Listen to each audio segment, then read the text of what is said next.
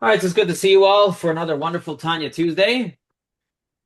We are again in the chapters which I called today for the love of God, or for the love of Hashem, if we want to make it holier. It's all about love of God, and I'm just looking at the light of that. Let me see if I can fix that there. Second, if that does anything. Yes. Yeah, see if that's a little bit better. But I thought that was a holy light coming down. Yeah, it was the holy ray of God shining on my face, as is this wonderful step stool, so I can reach to the top of my bookshelf, as you can see. So, but I'll move that out of the way as well. Get a better view of what we're doing.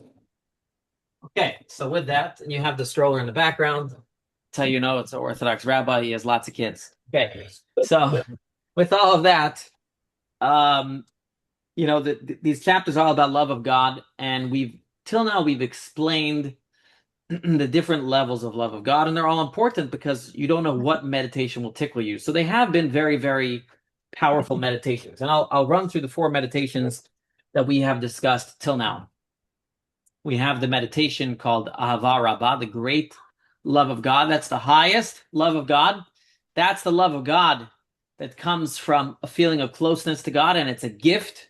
Okay, it's a gift. It's a gift that God gives you through your hard work, but it's a gift ultimately to feel close to God, a love of closeness and pleasure. Then there's a love of Ahavat Olam, a love of understanding the greatness of God, but therefore you feel far from God, and therefore you're running close to God. That is has a love of passion because you're far from God. Then we have Nafshi Iviticha, my soul desires you. This is a love that is part inherited, part worked on. What do I mean? It's the love that comes from a meditation that God is my life, and just as I love my life, I will love God. So on the one hand, it's natural to you because your life is you. At the same time, it requires a meditation to connect God to your life. So it's a hybrid of both inherited, like the first type of love, but it's also, you need to work on it like the second type of love. We also have a fourth type of love, which also is a similar idea, meditating on the fact that God is our Father, because He is. And just like a child, if they have the ultimate father, will do anything for their parent, even if it's uncomfortable for their lives. Like I mentioned, I've seen many people when their parents are sick, they go out of their normal, regular routine and will do anything for them. So we would do anything for our Heavenly Father. And one of the ways to bring out that love is obviously through meditation, as well as through speaking about it. Today's class will be very, very technical. But before we get to the technicalities of the class that I will explain and why it's meaningful, I wanted you to understand where we're coming from. We explained the four types of loves, the four types of meditation that bring to those four types of love, and why they are. And I explained why I have all those four types of love, because you don't know what type of meditation will tickle your fancy. Well, one type of love was the Ava Rabbah, the great love that's a gift from God, so it's not really meditation. One was the love of understanding God. You study Chasidic philosophy, you feel how distant you are from God, you want to reach to Him, love of passion. We have the love of feeling how God is your life. So meditating about how you love life, and that's automatic, how God is your life, and therefore you love God. Then meditating how God is our Father. Those are the four different types of love, three types of meditations. So before we get to the crux of today's class, we're going to have one technical discussion. Sorry, not a technical discussion. We're going to have one important point about the last type of love. And that is, in this last type of love, which is the love of thinking about, the third type of love, thinking about how God is your life.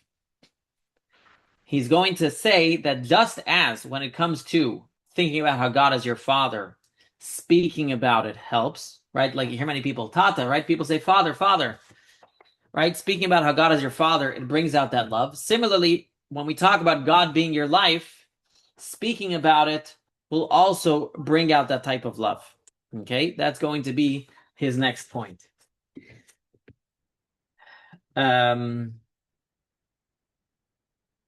So let's take a look here, and I'm going to skip in section 5 to actually page 573 to page 574, but it's still in the same thing. because we're first going to talk about a practical point here. So he says like this. The Tanya will address a practical question. In section 3, we learned that in addition to mindful meditation, we should employ the practical technique of accustoming your mouth with audible vocalization that stimulates concentration until the habit will become second nature. This was taught in reference to the higher level of selfless love, which was the love of how God is our parent, our father. But could it be used also for the lower level of self-oriented love, which was the love how God is our life? So he explains. Now, even the lower of more self-oriented love mentioned in section 2 above of I have desired you at night, where you long for God because he is the source of your life, it is very much within reach for you, meaning it is practically possible to bring this love out from its latent state to be palpable. How? Through training yourself constantly with your mouth and your heart consistent, since, as we have explained above, the love is already latent in your soul. So what he's saying is that even with this type of love, if you talk about constantly how God is your life, it will bring it out from being hidden to being an actual emotional feeling. Now, it's important, he says here, through training yourself constantly with your mouth and your heart constantly. In other words, it's not just enough to say it, but it's important that you know that it's the truth. In other words, there's a saying in English, fake it till you make it, right? But fake it till you make it could mean that I'm literally faking something that I'm not, but I'm going to fake that I am. Maybe I'll fake that I'm rich, even though I'm not rich, and maybe I'll become rich. I don't know. Fake it till you make it. It has many, many different meanings. The Tanya here is telling you that fake it till you make it should only be done if it's real. I know that sounds strange, but that's what it's saying. It's saying fake it till you make it can only be done if it's real. In other words, if you know in your mind that God is your life, you're just not feeling it, then fake it till you make it. Talk about it. Say it. In other words, we know that God is our life. We know that we love life, but I'm not feeling it today. So let me talk about it, and the talking about it can awaken within myself those feelings. So, but again, that only works if, to a certain extent, you believe it to be true. If you're saying something at the same time, telling yourself you don't believe it, then it won't necessarily work. So that's what he means. Make sure that your mouth and your heart are consistent. Heart here meaning your belief, not necessarily your feelings, because we're talking about here about bringing it out into feelings. So it's a very, very different way of saying fake it. Anybody knows what the normal meaning of fake it till you make it is? How do people normally use that line? Fake it till you make it. Maybe I'll ask Google here if nobody wants to offer here, right? I can answer. Okay, go. Yeah, you don't have that thing or you are not that thing, but you behave as you are. And then it sometimes helps, I guess. Mm-hmm. Yeah, so yeah, here it says, yeah, acting sure of yourself on day one while you're still learning the work, trying to speak a new language before your grammar is perfect. I guess there's all different ways. Yeah, it does warn here, don't lie about yourself. So that's the important warning here as well. Fake it till you make it does not mean lying. It means something that is possibly inherently true. We're all full of self-doubt. Always, right? And so the idea is not to let your self-doubts get in the way of what you know to be true. But again, over here, it means you have to Well, start with a recognition and a belief and understanding how God is truly your life. And the I only was just going to problem, say huh? that I would say imposter syndrome like that. That's an example of like not believing in Imposter yourself. syndrome is a real, real, real problem for a lot of people. I'd say it's one of the most crushing ideas that someone can live with, right? Anyways, we spoke about it in the JLI course a couple of years ago. The Tanya, they connected it to Tanya in earlier places, but that's not over here. Anyways, let's go back inside of Tanya, and he's going to explain why. This is a little technical point, but I'll explain how it's practical. At first glance, it would seem no surprise if habitual verbalization is effective at bringing even a higher selfless love to consciousness. Shouldn't it obviously be effective for a lower self-oriented love? In other words, if it works for describing God as our Father, which is a more selfless love because you'll do anything for your parent, then surely it should work for this lower love where you're focused on yourself, how you love God because God is your life. So he explains, surprisingly, it's not the case. Generally speaking, the lower love is easier to achieve because it's more relatable, right? In other words, we love our lives, so we'll love God.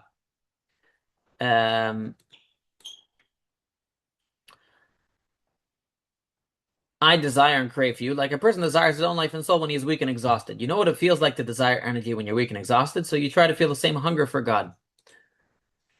But it's because the power of this meditation lies in its relatability that habitual verbalization is less effective. Either you're going to relate to this idea or you won't. Repeating it to yourself 1,000 times won't seem to help that much. The higher selfless love, on the other hand, is more of an acquired taste, a subtle, initially counterintuitive idea which you begin to resonate deeply only through repetitive exposure. And that's why habitual verbalization is an excellent practical method for the higher selfless type of love. Nevertheless, the Tanya suggests here that training yourself constantly with your mouth and heart consistently can be effective even for the lower level of the more self-oriented love, because ultimately we are speaking of a feeling that you have already in your soul, and since you only have to bring it out in a latent state to be palpable, habitual verbalization can be effective even if it takes a little more persistence. So this is a, so to speak, seems to be a technical point, but it's an important point. This is from the notes on the Tanya, which is the Rebbe's explanations on the Tanya. He explains like this. He says, an easier meditation, either you relate to it or you don't. And that's why the tips and tricks are not as effective on it. Because if it didn't relate to you the first time, then the tips and tricks will not necessarily make you relate to it. Something that's harder to achieve, tips and tricks can help because it was harder to begin with to relate to. And so that's how he's explaining it here. The love for God as our Father. That's why if you hear a lot of Jewish songs or a lot of Jewish, like I said, movies last week with Spiz, and you'll hear people talk about saying God, Father, Father. It's a very common refrain, and we say it all the time in our prayers because that helps us connect to that idea, which is a little harder to connect to. However, the idea that God is our life should be something that we naturally connect to, and therefore using a tip and trick of verbalizing it won't necessarily make us understand it. However, it does still help. And so that's why he's bringing it here. Menachem, are you doing Tanya? Okay, yeah. You might see him walking in the background. He's learning Tanya by heart. Okay. There's a concept. Judy is a very important concept to know words of Torah by heart. And the previous Rabbi spoke about this at length. He explained, a lot of people today, they have HEPA filters. They have all these different types of filters to purify the air. He said we need to purify the air spiritually. If you know this passages of Torah by heart, wherever you go, you can recite Torah. This happens all the time. Maybe you're going on a hike. Maybe you're in an MRI machine. You're in somewhere where you have nothing else. Today we distract ourselves with our phone all the time. But imagine if wherever you went, you could recite words of Torah. You'd elevate, and we explained to Tanya in chapter 5 exactly how connected you get to God when you study Torah. So imagine wherever you go, you have the opportunity to tap into your brain and just recite passages of Torah. That's a powerful, powerful tool to have, and the ability to effect change in the world, even when, quote unquote, you're killing time. So it's a very, very important thing. Anyways, back to where we are. So we have now explained a tip and trick for this fourth type of love, or sorry, what we call the third type of love, the love that God is my life. That also verbalization here will help, not so much because it will help me relate to the idea, but more because it helps make the idea that maybe already somewhat resonates with me, bring it out into the open. All right, now we get to the final piece of the Tanya here that I think we mentioned multiple times before in the Tanya, and that is that if you cannot actually feel love of God in your heart, nevertheless, you should still meditate, because the meditation alone will help, because God will consider what you think as if you've done it, right? As we've explained many times in the Tanya. Everybody has in their ability to think what they want to think, but to feel what we want to feel, it's not easy. Okay, in other words, thinking is within everybody's possibility. Some people thinking is harder, by the way, but it's still possible. It just means you need to put in more effort, right? You need to put in more effort. It's like they used to say about they used to pair Hasidic philosophy to vodka. They said everyone who drinks vodka will eventually get crazy and drunk. Question is how much you need to take of it, but eventually you get drunk. So eventually, anybody that works hard enough can think, and can think deeply about love of God. But the feeling is not necessarily within our ability. And we're not like a button. It's not like there's a button inside of us. You press it, for sure you'll feel. That's why, number one, there's so many different types of love, so you can try. Hopefully you'll find. But we can't promise you'll feel something. So what do you do? What if you don't feel anything? So the Tanya already gave this advice before, but let's read it here again. And he says like this: nevertheless, you can still observe Torah mitzvahs with sufficient authenticity to enable your worship to fly heavenward, through at the very least picturing this love mentally in your mind, causing your mitzvah to be propelled heavenward with the equivalent of a wing of love, since the Blessed Holy One attracts a good thought to the deed. So this is what he's saying. He's saying you can, nevertheless, we explained previously that love and awe of God is like the two wings that elevate our mitzvah, right? And so even if you do not feel it, I skipped a line. He says, but if you're not able to bring it to palpable expression in your heart, nevertheless, you can still observe Torah mitzvahs with sufficient authenticity through at the very least picturing the love in your mind, since the Blessed Holy One attacks as a good thought to the deed. Meaning, this is advice we've given previously in the Tanya, that even if you don't feel it, if you've tried to feel the love and you've meditated about it in your mind, God will consider it as if you felt it, because God himself knows that we're not necessarily going to be able to feel it, right? Feelings is not necessarily in our ability. Okay, so that's the lesson. The lesson of Tanya is do what's within your ability. This was the whole Tanya, right? The Tanya started off, the beginning of the Tanya was, it's not in your ability to be a tzaddik. Don't even have a goal of being a tzaddik. Now let's talk about a beinoni.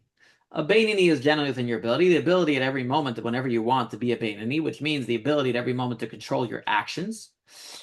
But then he gets more deeper, but really we want to start to make sure our actions are powered by our feelings. And therefore we should meditate. And then he gives multiple meditations. And then he tells us here, however, we do recognize the fact that even if you try all the tips and tricks of meditation, you may still not feel it. But God, nevertheless, only requires of you to, at the very least, try. And trying means using your mind. And if you've used your mind and you still don't feel it, God appreciates that, understands it, and will consider as if your emotions are powering your mitzvahs, even if it's only an emotion in your mind. Okay? Now we're going to get to the technical part of the Tanya. So this is kind of a close-up of the 4 levels of love. And we now know all the tips and tricks. We now know 4 different types of meditation to bring love. We now know different tips and tricks to bring it out. We now know if it doesn't work to bring it out, that's okay as long as you put in your effort. But now he's going to get into what seems to be a technical discussion, which is when you love God with these 4 different types of love, exactly how high does your mitzvah reach? Right? I'll say that again. We're now going to get into a seemingly technical discussion. Okay, till now it's beautiful. I want to love God. I have 4 different types of ways of loving God. And even if I can't love God that way, if I've tried, at least I know God considers it as if I love him. But now we get to some technical discussion. If you love God with this love, you get to this world. And if you love God with this love, you get to that world. And if you love God with that love, you get to that world. And it'll seemingly be a technical discussion. So I will tell you, I was struggling with this morning, and I had to open up one of my other books of commentary on the Tanya, namely the commentary by Rabbi Adin Even Yisrael, otherwise known as Rabbi Adin Steinzal. So this is the Hebrew version. I think he also has explanation in English as well. I don't know if it's exactly the same, but he has lots of books and lots of things. But very, he has great books and lots of stuff. But he has on the Tanya. So again, Rabbi Adin Steinzal. You can never learn enough Tanya. So I always suggest if you want to get more the commentaries on the Tanya. And he really has a lot of parables. Because the technical explanation was nice, and I got good technical explanation of what the Tanya was saying, but it wasn't talking to me. So I had to open up his commentary, and I think I got an idea of what's going on here. And it harkens back to a discussion we had a couple classes ago. Okay. So again, the problem is like this. The next section of the Tanya, till the end of the chapter, is going to talk about technicalities. If you do love this way, then it reaches here. And if you do love that way, it reaches there. And if you do love this way, then this love is a hybrid of that love, and it reaches here. So first, let me explain a little bit of the technicality. So for those who recall, how many worlds are there? Well, there's many worlds, but when we talk about the worlds, how many worlds are there? Anybody remembers? The spiritual worlds. How many spiritual worlds are there? I don't know.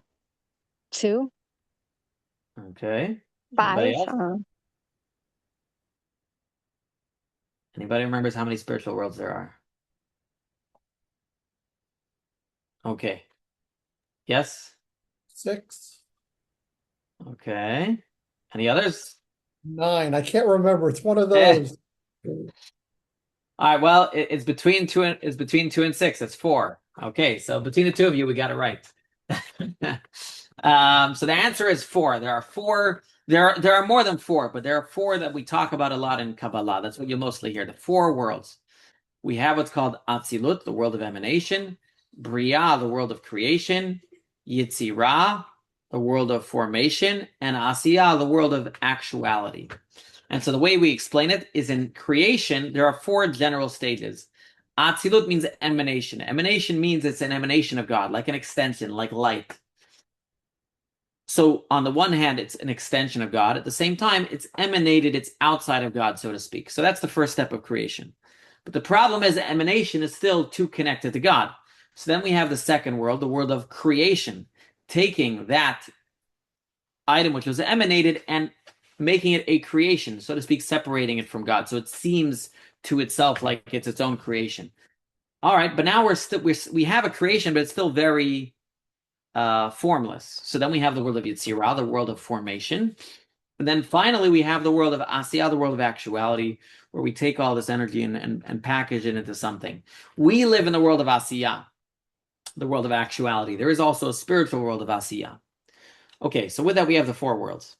And what he's going to discuss here is if you have love. So we're in the world of Asiyah, the world of actuality. So certain love will reach the world above us, which the world is of Yitzirah, the world of formation. Certain love will reach the world of Biriya, creation. And certain love will reach the world of Atzilut, the world of emanation. Okay. So we have to remind ourselves that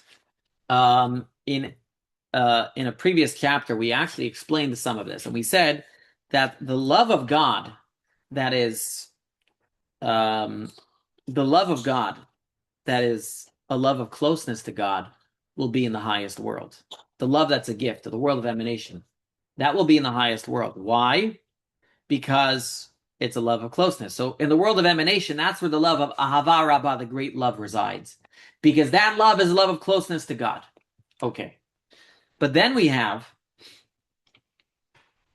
the next 2 worlds. That's where a lot of this work happens. At the world of creation and the world of formation. So it says the world of formation is the world where the angels live. The angels are mostly in the world of formation. Now, we explained in the previous chapter, the angels are like, we call them the Chayot HaKodesh, the holy animals. Why? Because they serve God, but they serve God out of their very nature. Animals can do wonderful things, but ultimately it is their nature. And so when it's your nature and you're not working on it, you're not creating it, it's a lower level of service of God. And that's the problem with angels. Angels are created holy. Angels are created holy, and therefore, angels are created holy, and therefore, their love of God is nice because it is love of God, but it's created. So it remains in the world of formation, which is the second to lowest world, which is the world of love of God that is natural. And so what he's going to explain, the Tanya, is if your love of God is based on your nature, not something you worked on, then your love will be elevated from this world, but it will only go to the world of spiritual nature, where the angels reside, the world of Yetzirah, the world of formation. If, however, you work on your love, then your love goes to the world of creation because you've created love. So if you have to meditate to create your love, then your love will be elevated to the world of creation. Why is this important? Because why are we doing mitzvahs? We are doing mitzvahs because we want to connect to God. I assume that's why you do a mitzvah.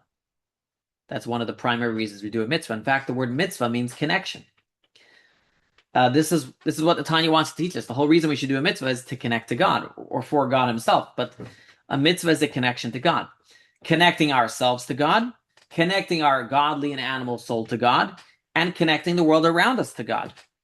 And within connecting to God, we have an opportunity to either connect to God at a very natural level or at a human level.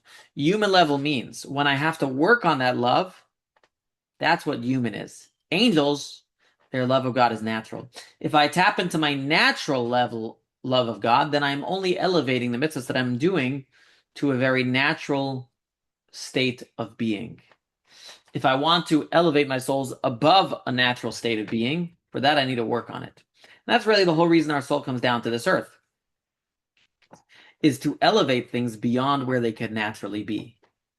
And I think that's really what's practical about this next section of Tanya, as he gets into the nitty-gritty of every single type of love, of where it can elevate your mitzvahs to. It's to remind you why you should want to work on your love. In other words, don't subsist, don't rely, don't just live off of your natural love, which you can. We want to work on creating a love of God, because when we create a love of God, we have that ability to connect to God at a higher level. So think about any relationship, right? Any relationship, people talk about wanting to have a deeper relationship, right? It's a common discussion. So for sure with God, we want to have a deeper relationship. So the words that it uses here is higher, because that's a way for us to visualize it. But I would actually argue that it's deeper. It's not really higher. In fact, all these spiritual worlds are not one higher than the other, technically. We use the word higher so we can depict it in our minds, but actually all the spiritual worlds are spiritual. They don't take up space. So it isn't actually that one's higher than the other. The real actual description of it is deeper. You go to a deeper dimension. You're going to a deeper world. You're taking off a layer of the onion, getting to a deeper connection. So I would say, we read in here about when we do the mitzvah and we're reaching to a higher world and then a higher world and a higher world, the reason we talk about higher worlds is only because that's an easy way to visualize it. But I would argue for yourself, what might make it more meaningful to you is understanding as we go from one love to another love, we are not going higher. We're not getting a higher love. We're getting a deeper love and a deeper connection to God. That would be my argument here. And so let us take a look here now on the inside. Again, at what might be called the technical section of Tanya. I want to give one more parable he gives here in Rabbi Steinsaltz's Tanya, depicting the difference between a love of God that's more natural versus a love of God that's worked on. So he gives here an example. He says, for example, we can all easily relate to the mitzvah of eating food on Shabbat. Okay, there's a mitzvah to eat food on Shabbat. So he says it's very, very natural. We like food, so to love the mitzvah of loving, so to love the mitzvah of eating food on Shabbat at a very basic level is just it's an animalistic love. It's not anything you worked on. It's not a very, I wouldn't call it a deep relationship with God, because really you like it. It's just very, very natural. A love of God that comes from appreciating why we're eating the Shabbat meal at a more spiritual level, or a love of God and more spiritual mitzvos, that gives you a deeper love of God. So here's an interesting outcome of that. We all have the mitzvahs that we naturally love, maybe because it gives us nostalgia from our parents, maybe because we relate it, like the food on Shabbat, whatever it is. And I'm never going to tell you don't have that love, because no matter what, as the Tanya explains, any type of love elevates the mitzvah to a deeper place than this world itself, because the love is the connection. But I would argue that if we subsist on that mitzvahs that don't come naturally to us give us a greater opportunity to have a deeper relationship with God, because now I have to work on appreciating that mitzvah. Now I have to work on appreciating the connection to God. So mitzvahs which come more natural to us are beautiful, but one might get caught in the trap of just loving God with our more natural ability to love. And so the beauty of a mitzvah that you don't yet connect to is the ability to come to a deeper level of love and connection to God. So that's my takeaway over here on this. So let us now go inside as we read the technicality inside, and hopefully what I explained to you will help you. So he says like this. He explains like this. He says, now both these types of love we have discussed in this chapter, which is the lower self-oriented love of my soul. I have the right to loving God like you love your life, or and also the love of like a son who exerts himself for his father. So he says like this: even though they are inherited from our patriarchs and are instinctive to our souls, which means that in principle they should only propel the mitzvah to the lower world of formation, right? The world of angels, the world of animalistic love. Nevertheless, in actual fact, they have the power to reach the higher world of creation as well.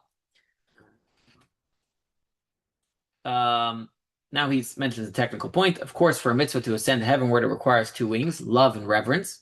Where is the reverence in this case? The Tanya draws on a principle we've learned earlier, that if you uncover the innate love of your soul, it will include reverence. And there is reverence also included in these two types of love, namely the basic fear of being separated from God, from the source of life, our true blessed Father. In other words, if you love God, you will also fear being disconnected from God. For those who don't know, by the way, we're on page 576. Page 576. Okay, we'll see you later. Maybe successful. Okay, so you can catch the recording later. So he continues, and there's a reverence also including these two types of love. Okay, sorry. Now back to his main point. That was he's just mentioning to you. You should know it includes fear of God. Now he says, despite the fact that we are speaking of innate forms of love, which the soul has merely inherited, nevertheless, in terms of how far heavenward they can propel your mitzvahs, these emotions of love and reverence produced by the meditations of this chapter, which is understanding how God is your life and how God is your Father, aren't considered innate reverence of love, which means they can propel your mitzvahs to the higher, or I would say deeper world of Bria, of creation. But there's a provisio. Your mitzvah will be propelled to the higher world of Bria only if you succeeded in generating palpable emotion through meditations of this chapter. But if these emotions remain purely cerebral in your thoughts, or just hidden in the places of your hearts, and not felt palpably in your heart, then their spiritual address is the world of Yetzirah, and it is to there that they have the power to elevate Torah mitzvahs which they bring about the cause. Because, as I explained earlier, these are hybrid types of love, or I didn't explain necessarily this today, but these are hybrid types of love. They are love that are innate, but through meditation, we bring them out into a very palpable emotion. Okay?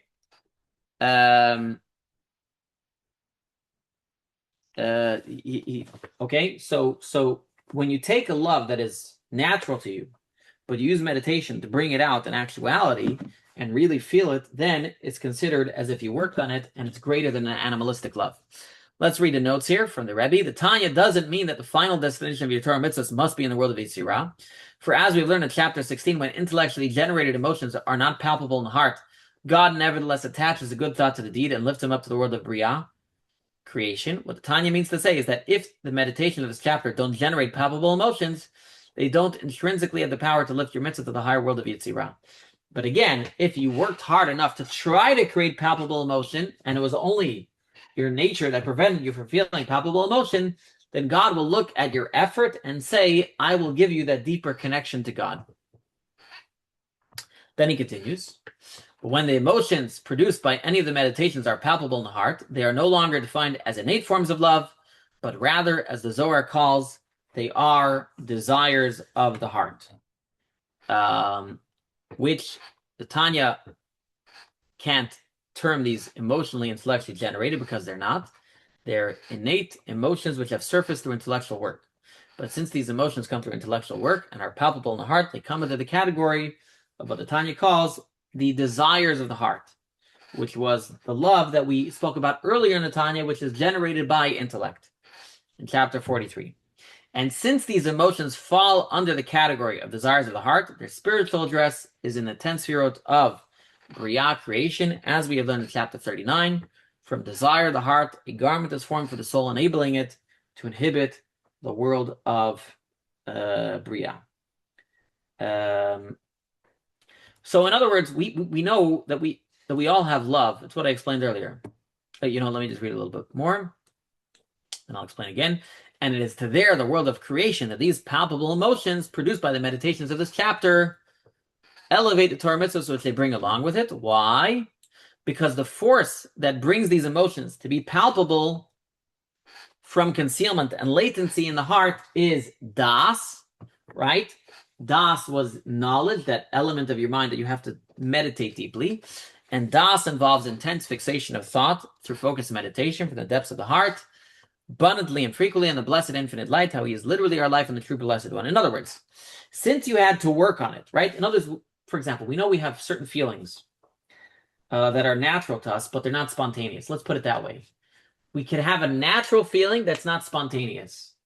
A lot of our feelings are spontaneous. I don't know.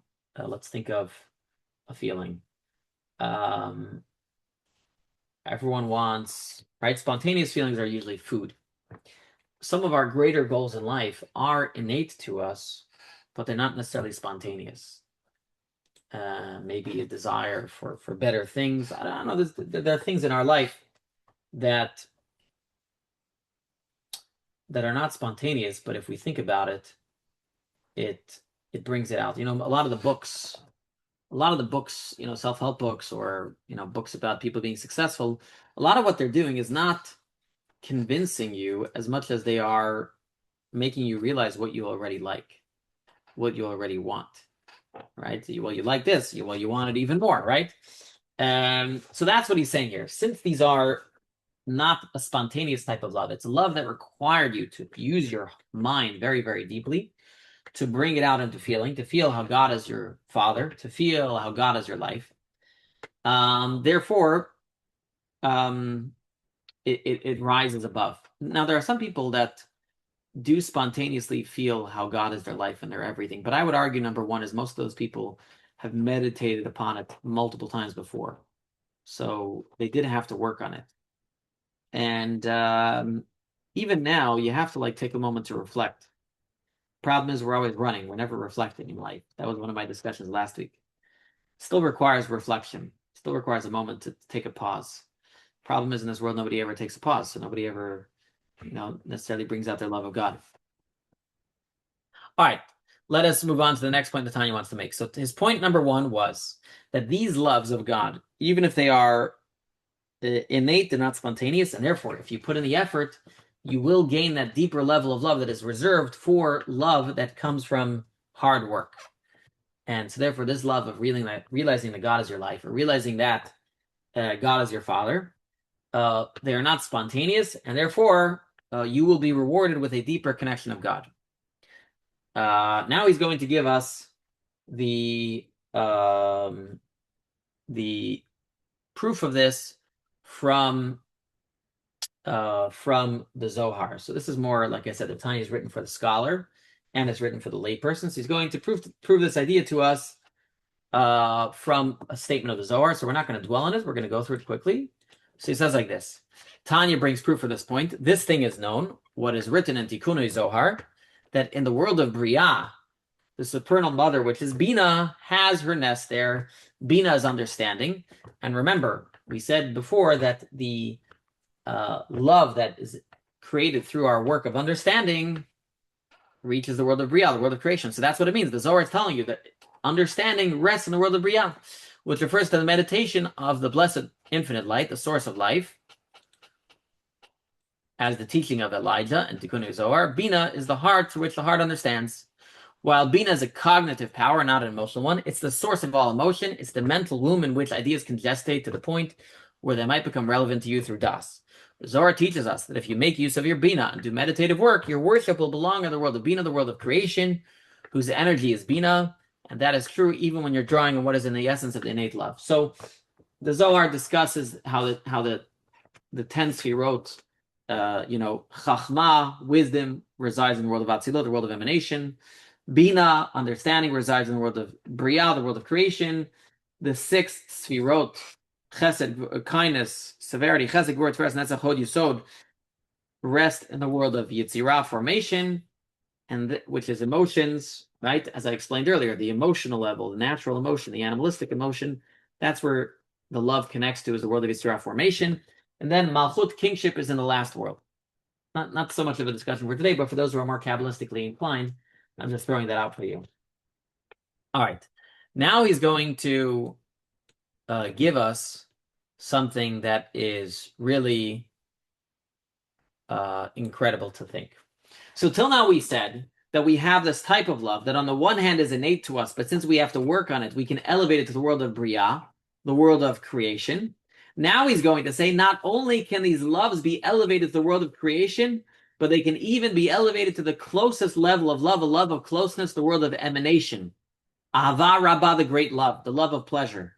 That these loves, he's going to argue, have in them, to a certain extent,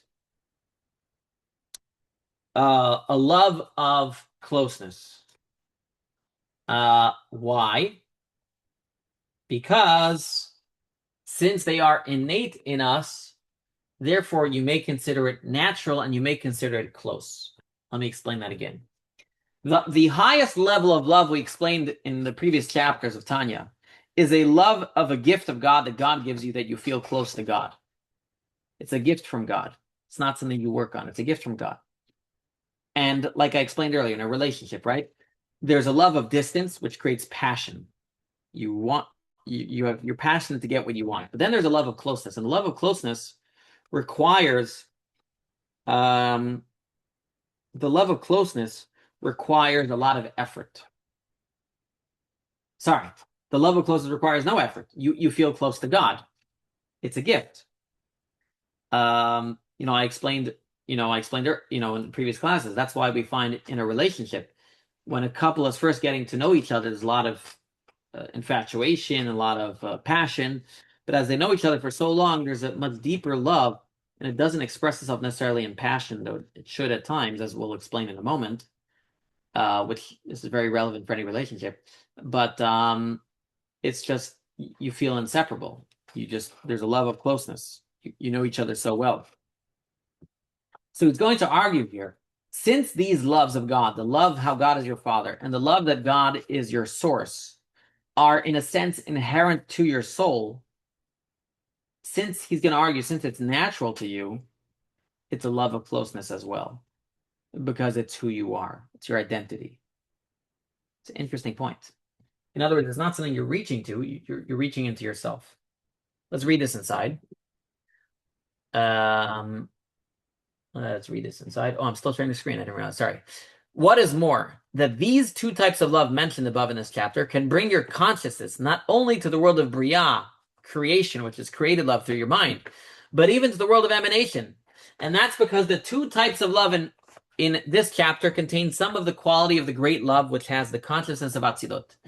Great love being greater than and superior to intellectually generated reverence of love, which has the consciousness of the world of Bria, which is the love referred to above in chapter 43 as worldly love. And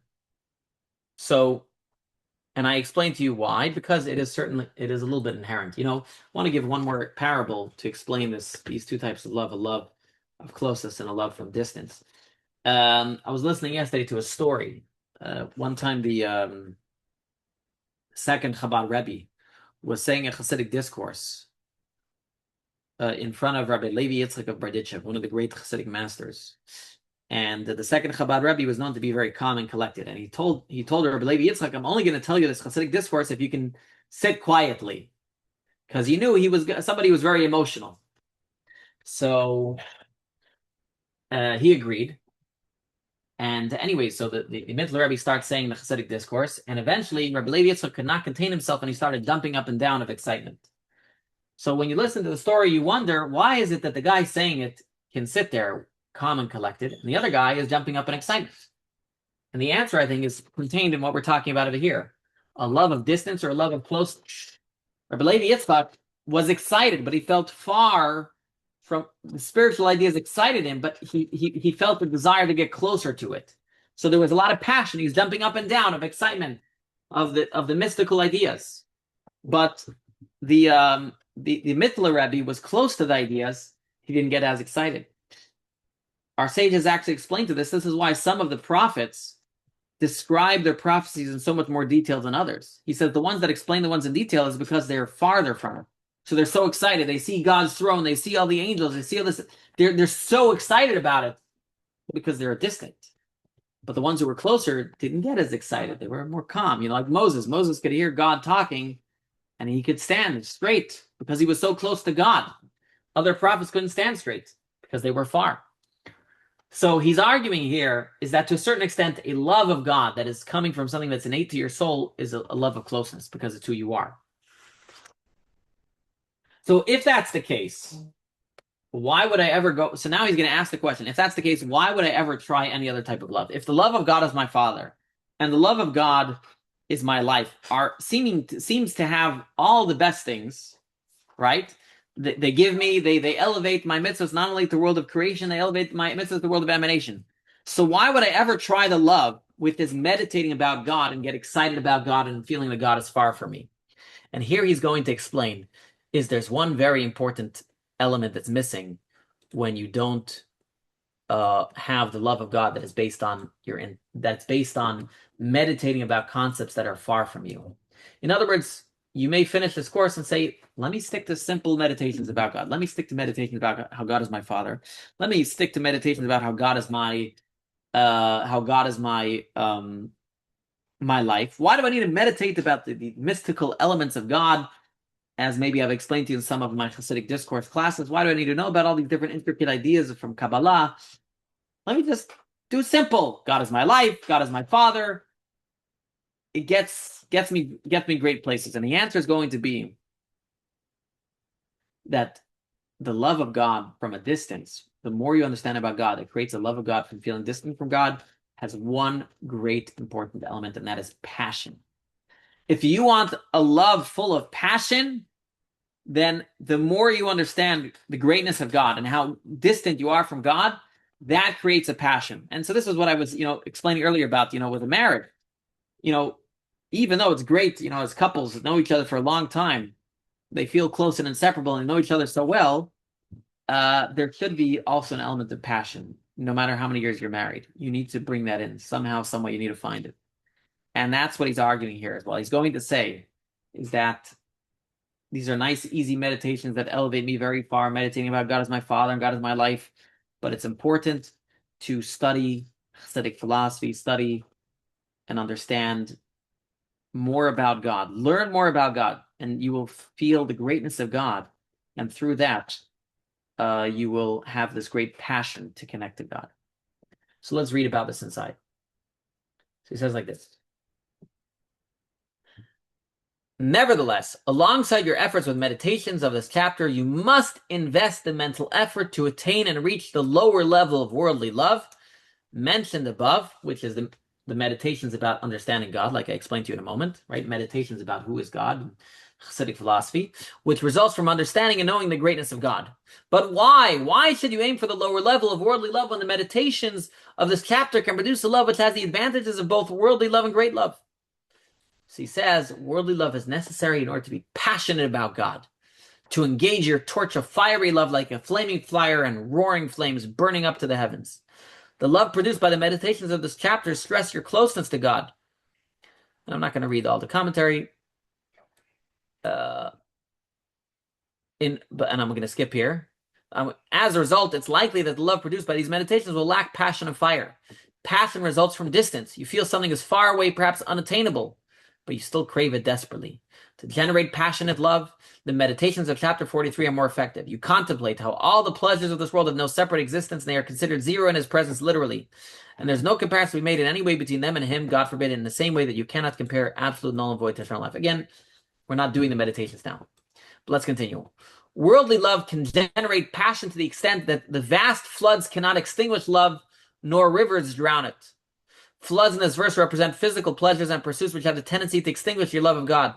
The verse teaches us that you need to be passionate about God to withstand all temptations of this world, and that passion is best attained through meditations of chapter 43. Because despite the fact that it is, generally speaking, a lower level of love, there's an advantage and superiority to the type of worldly love which is like a flaming fire and roaring flames, which results from understanding and the knowledge of the greatness of the Blessed Infinite One, over the two types of love mentioned above in this chapter, which generally aren't like roaring flames. It is like the naturally apparent advantage, superiority of gold over silver, as we will explain later on. Even if gold isn't worth more than silver, you will be struck by the special appearance of gold. Similarly, passionate nature of worldly love has self-evident advantage over the higher love. Now he gives a second reason. And also, what's the second reason you should invest your meditation? Is because this is the whole purpose of man and the reason for his existence, in order to know the glory of God and the splendor of his glorious kingdom, each man according to his ability. So not only is it important to have a passionate love of God, because practically it'll help you overcome in life, it's also a mitzvah for us to know God. As it is written in the Raya Mehemna, that God emanated his different attributes so that people should know him, as is known from Eitz Chaim. And I think that's the end of the chapter. So he's giving here, I always say that Tanya it is Chasidic philosophy, but it's actually telling you why you need to study Chasidic philosophy. In other words, it's the manual of what you need to do. It's not necessarily what you need to do itself. The Tanya here is telling you that despite all these wonderful meditations and everything, what you must spend most of your time on is learning about God himself, which is found in Chasidic philosophy. For two reasons. Number one is it will create passion. And only by passion alone will you truly overcome the temptations of this world. Number two is it's actually a mitzvah. It's a mitzvah to know God. God created the whole Kabbalistic world so that you could know God. And so, my friend, we walk away from the Tanya here today with a very, very important lesson. There's pages and pages of Hasidic philosophy books. I have over here. If you look at my bookshelf, I'll show you over here. From the top to the bottom over there on that shelf is all Hasidic philosophy, as well as this shelf from top to bottom. Well, not those. It's Hasidic philosophy. And there's many, many other books that I don't have. Hasidic philosophy is what Chabadniks spend most of their time studying. Or not most of the time studying. They spend a lot of time studying. Every morning and every night, an hour and a half in the morning, hour and a half at night. For these two reasons, we want to create a passionate love for God. Passionate love means the more we understand about God, the more passionate we are to connect him. And number two, it's a mitzvah to know God. So we walk away today with an understanding that different types of love can reach to deeper connections to God. We also walk away with an understanding why it's so important to learn more about God. And we're out of time, so we'll see you all next week.